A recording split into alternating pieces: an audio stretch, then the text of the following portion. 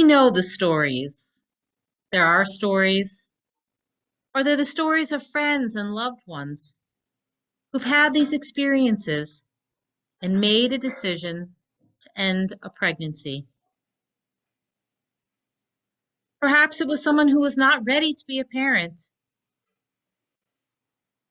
or a couple that had found out the tragic news that their fetus had Tay-Sachs disease. Perhaps there was a difficult decision to end a pregnancy after being raped. There are many reasons that one might need to terminate a pregnancy. And for many, it's a painful and difficult decision. But access to safe abortion services is important at these times. It's almost 50 years since Roe v. Wade, and yet here in 2022, we know that there are many threats to reproductive freedom.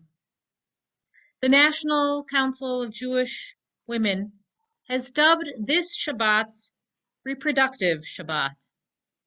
Why did they pick this Shabbat for us to talk about reproductive rights in the synagogue? In this parsha, as I mentioned earlier, we have many, many laws, 53 in total, as a matter of fact. A very well-known part of this parsha is when we are told what the punishment is for harming another individual. An eye for an eye, a tooth for a tooth, a life for a life. And then there's a story that's told in this parsha about two men who are fighting with each other. And one of the men pushes the other man's wife, who happens to be pregnant, and she falls. And the fetus that is developing within her dies. And the Torah portion teaches us this week in the book of Exodus that the man who injured her must pay her husband monetary restitution. And so the rabbis look at this and they say, if the fetus were a life equivalent to the life of the mother, then the man who caused the fetus to die would have received the death penalty. But instead, he owes money. It would be disingenuous of me to claim that Judaism is unequivocal in its support of abortion rights. But I can say that Judaism does not consider the life of the fetus to be on a par with the life of the mother. If, for example, the fetus is considered what's known as a rodef, endangering the life of the mother, the fetus can be aborted because the mother's life takes precedence. The Talmud teaches that the first 40 days of pregnancy, the embryo was considered Jewish tradition to be merely water. This, of course, doesn't stand up to scientific scrutiny. We know now that by 7 weeks that some of the baby's vital organs are beginning to develop, as well as the spinal column and brain, and a heartbeat can be detected several weeks before that.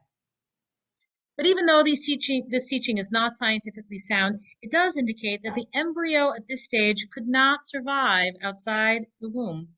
It is still dependent on the body in which it is developing. It is not an independent human being. The Talmud continues to teach that even after 40 days, the fetus is considered a physical part of the pregnant individual's body, not yet having life of its own or independent rights. The fetus is not viewed as separate from the parent's body until the onset of labor and childbirth, traditionally not until the head has emerged during the birthing process.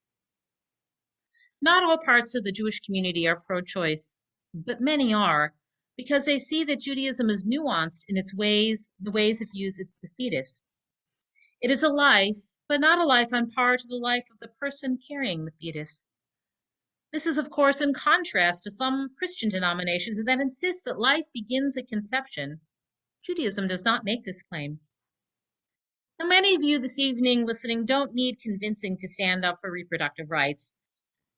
Choices should be made by the pregnant person, their partner and their loved ones, and their healthcare provider, not the state. For many of us, this is a freedom of religion issue.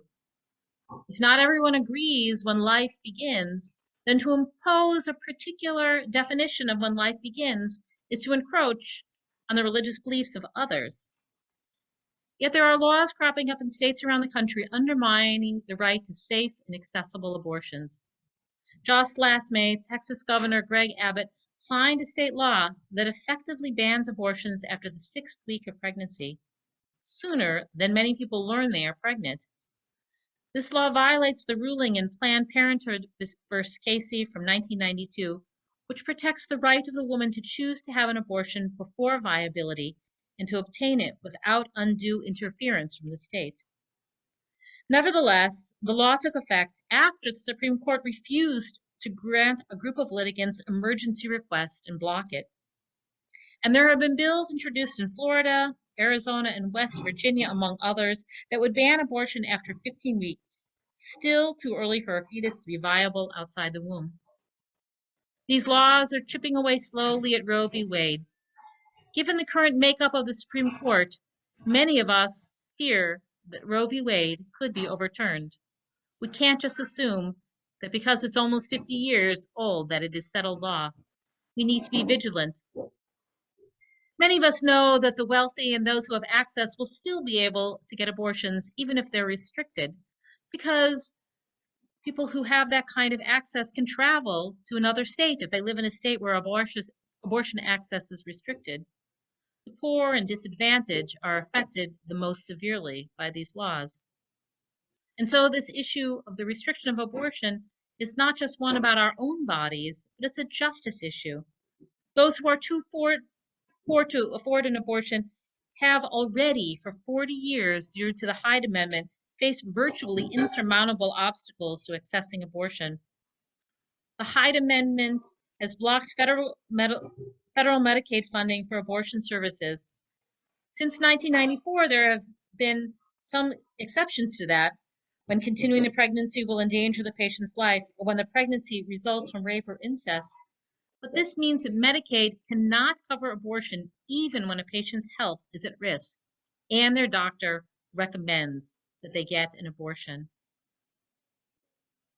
And so this evening, this Shabbat and reproductive Shabbat, I pray for the freedom, safety, and health for all those who can become pregnant, and affirm the right of every individual to make the choices about whether or not to have children.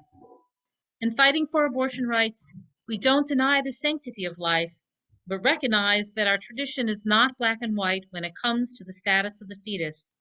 Therefore, I believe that the choice about whether to have an abortion should reside with the pregnant person and their doctor, and not with the state. In this way, do we preserve religious freedom? Do we preserve health and the well-being of pregnant people and all those who love and care about them? We need to continue to be vigilant and continue to stand up for safe and accessible abortions.